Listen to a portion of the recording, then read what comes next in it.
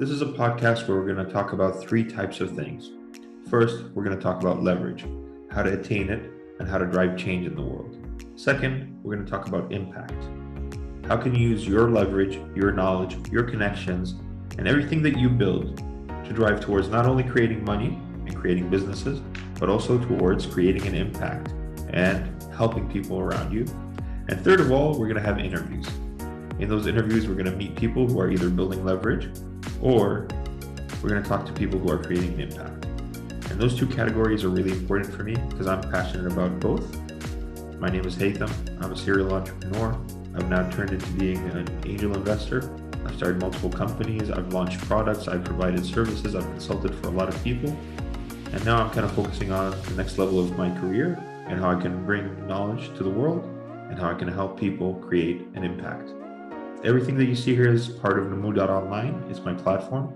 This is the first episode, but hopefully we're going to build a big, sustainable platform here with a community that cares about the things that we're talking about. So let's get started. So, episode 1, what can you talk about? I thought about this a lot, and I thought the one thing that I really believed in ever since I started my first business back in 2008 is leverage. Leverage is really important, and it's kind of a critical thing that if you don't grasp this concept, it's going to affect everything that you do in the future. So what is leverage? Leverage is kind of a concept that comes from physics. It's about having mechanical leverage.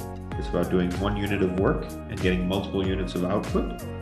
So if you think about a lever, or you think about a pulley system, or you think about a gearing system, you can have a gear with a certain amount of torque, but as that gear moves around, it can create a torque multiplier. So what you're looking with leverage is that multiplier effect. How can I use a very small input to create a much bigger output? Usually we talk about leverage in terms of trading stocks or in trading online or trading equities. So when you talk to a bank, leverage is kind of leveraging the bank's money to create an increased supply. So what you would do is if you have $1 million in the bank, you can ask them for another 9 million. Now you have $10 million to trade with, so you have 10 times the leverage that you would with your own money. My goal here is how do we get to a point where we do a little bit of work and create a lot of output? And I'm going to give you 5 examples of leverage, and I think it's really important to think about each of those as an opportunity, not just to minimize work, but to also increase impact. So if you think about what you're trying to do here is kind of conserve energy. Think about a car that consumes a lot of fuel but doesn't go anywhere. That's not a great vehicle that you want to invest in, right? And think about the opposite. Think about a vehicle or a rocket ship or a person, an athlete that consumes very little energy but goes a really long distance. One of the things that I'm really passionate about is swimming. And in terms of energy conservation, there's this technique called total immersion swimming. And total immersion swimming was designed for long distance swimmers and long distance athletes. So the technique there is that you would spend as much of your time completely submerged under the surface of the water. And that's why they call it total immersion. And so you're kind of swimming like a fish.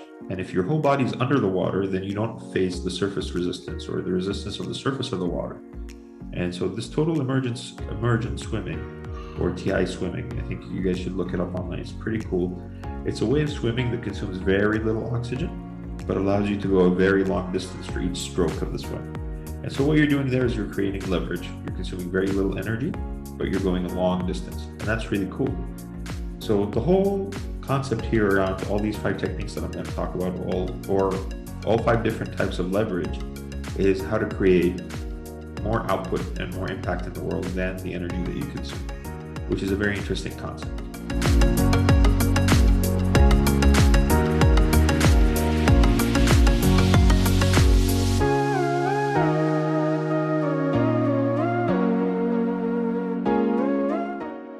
First one is money.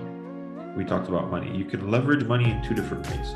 One is borrowing, like we said, from the bank, and the other is investing. Both of those give you greater output. So the first one I kind of explained. You have $1 million, you borrow $9 million, you have 10 times the amount of money to invest. The other way that money has leverage is if you get into an asset that gives you a residual income. So let's say you buy, with your $1 million, you buy an apartment. That apartment gets rented out for $150,000 a year. your $1 million asset is still there. It might be appreciating over time, but you're getting residual income from it. And so that income, as it piles up over time, it gets reinvested into other assets, starts to give leverage. And if you look at what they call the IRR, the internal rate of return, if you get over a certain point, it becomes kind of exponential. And there you kind of have infinite leverage. So the more you reinvest, the more the assets are worth, the more revenue they give you back, the more exponential this thing takes off. And so money can be levered in two ways. You can borrow it to get leverage, you can reinvest it, and if you do both, it's kind of really amazing. That's the first one, but money is the least of my interest.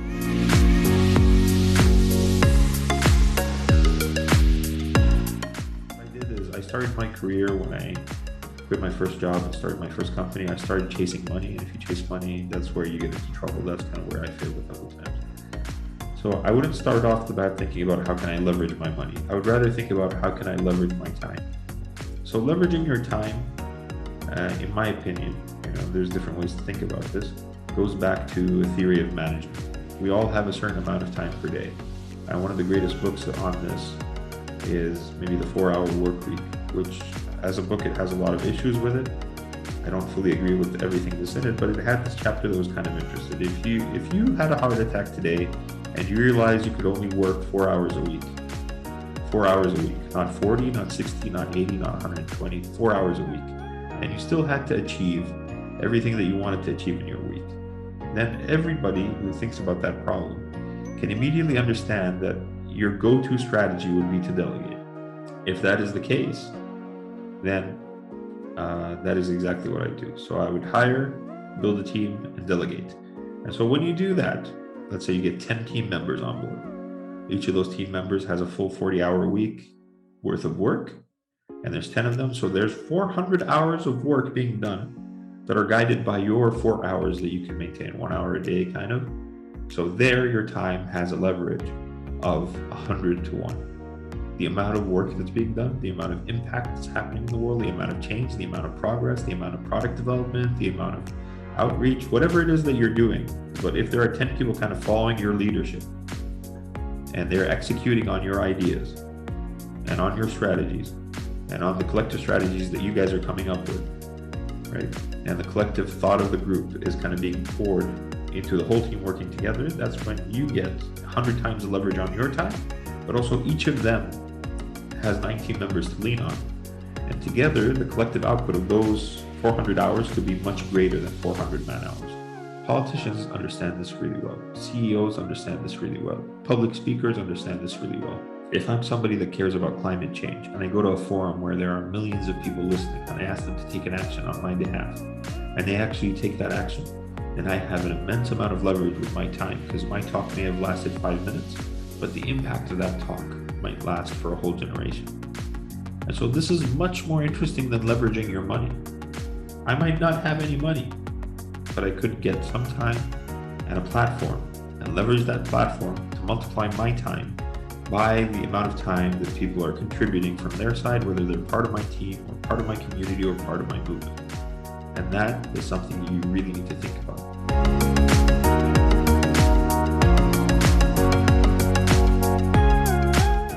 So now we've talked about being on stage, reaching millions of people.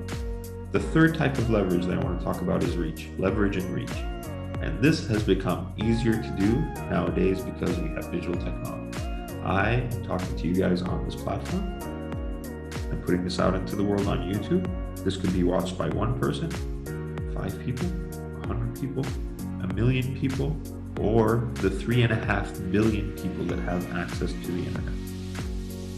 So what I'm asking you to do now is to think about your time, where you invested, your money, where you invested, how you build leverage, and how you operate. That could be multiplied by 3.5 billion people who could be listening to me right now. And this is one of the most amazing types of new leverage that have come up in recent years. Everybody has a platform. Everybody can build a platform. We can all participate in social media. We can all open a TikTok account. And I really enjoy TikTok because I know it's kind of stupid and crazy and memey, but I've seen people on there who started with nothing, and a couple of weeks later they have hundreds of thousands of followers. They've launched the music they wanted to launch. They're working on the poetry they want to work on. They're delivering the messages they want to deliver. They're monetizing the platform. They're getting financially supported to work on what they love. and they're becoming financially independent at a really young age because of a platform that has allowed them to build leverage through distribution.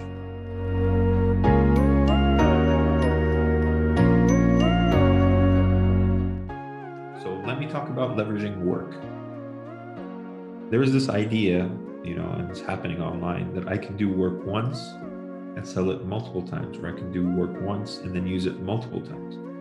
If I do data analysis, I could create an Excel sheet with the data they want to analyze, and I could switch that data every week of the year. So I use the same sheet 52 times. So that is leverage at work, is thinking about how can I productize what I'm doing, or how can I standardize or productize, whether it's a product that I'm selling or it's something that I'm standardizing what I'm doing, so that the next time I do it, I don't have to waste so much time on it. And so the greatest version of this is not thinking about saving costs, saving your time from doing it again. The best version of this is where you increase revenue. So imagine being a freelancer, and what you do is you create presentations for people to present their business ideas. So you create that presentation once, but then you make a copy of it that doesn't have any information in it, and you put it on a platform like EP1, and you start selling that presentation. Or you put it on Fiverr, or you put it on Upwork. And so you did the presentation once, but now you sold it twice or 3 times or 5 times or 10 times. And this is where a lot of people start. They start because they're stuck at work and they're kind of drowning. So they think, okay, I'll do this to save my time. And then they realize, okay, I can sell this too. And then what other things could I sell? And they start building kind of a portfolio of these things that either save their time for every scenario that they face, or they can sell to every person who's going to run into the same scenario. And I think that's really cool. Because, a lot of us, I don't know that I'm going to write the next Harry Potter. I don't know that I'm going to dedicate like 6 years of my life to create this one thing that is like that amazing product that nobody's seen before. And that's the thing that's going to make me, rich and famous and create a lot of wealth. I don't know that a lot of people are going to be like that. But I do know a lot of people are going to work on smaller projects that are part of bigger projects. And those smaller pieces can be reused in other smaller projects. And I do know that these portfolios, they're saying I'm going to have the most amazing iPhone app is one thing, but saying I'll have the most amazing icons that can be used in multiple apps, I think is much more realistic. And there's no reason this could stop here. 3D printed body parts. You could create a portfolio of 3D CAD, computer-aided design images of different body parts that have different small, medium, large sizes that can fit different people, and people can then go there, download it, print a leg, and install that leg on their body. So don't think of this as icons. Think of this as any work that might be repeated to fit a certain type of customer. And if that customer could be a repeating customer, then you don't necessarily have to do this every time from scratch. You can do it once, build that portfolio, and sell it multiple times.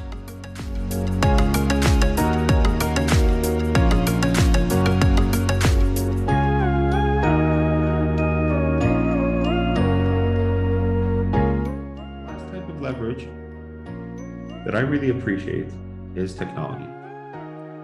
Technology is a huge point of leverage, right? Imagine you're in customer service. You get 10 emails a day about the same complaint. You have a template so you can just click reply to them. So you don't have to draft that email every time you get the complaint in. But you're still having to click reply 10 times to the same complaint. What if you could just tell your email inbox, when this type of question comes in, send that reply, right? You just have to tell it once. When this type of question comes in, take this template of a reply and send it back to the customer, right? It might be instructions for how to figure it out. Then if he can't figure it out, then next time I'll reply to him. So then maybe I'm replying to 1 a day rather than 10 where I'm just like copy pasting back to them. So what I'm talking about here is automation. And this is kind of the rudimentary version of this is automation. The higher end of this, the more intelligent end of this is machine learning. Then the elite end of this is artificial intelligence. So automation is taking something that you do every day, 10 times a day, and telling a computer, like, if this happens, do that. If that happens, do this. If this doesn't happen, do this. And so by creating these routines in your inbox, in your CRM, in your data analysis, in your stock trades, in your picks, you just tell a computer what to do because you've done it 100,000 times. You don't have to do it again, and it automates that and takes care of it. That's the automation version. Machine learning version is a bit more advanced. It kind of watches as you do that and starts to learn from your behavior. So you go through every day, you read the stocks, you make the picks. The machine is watching what you're doing, it's looking at the indicators, and it's starting to learn.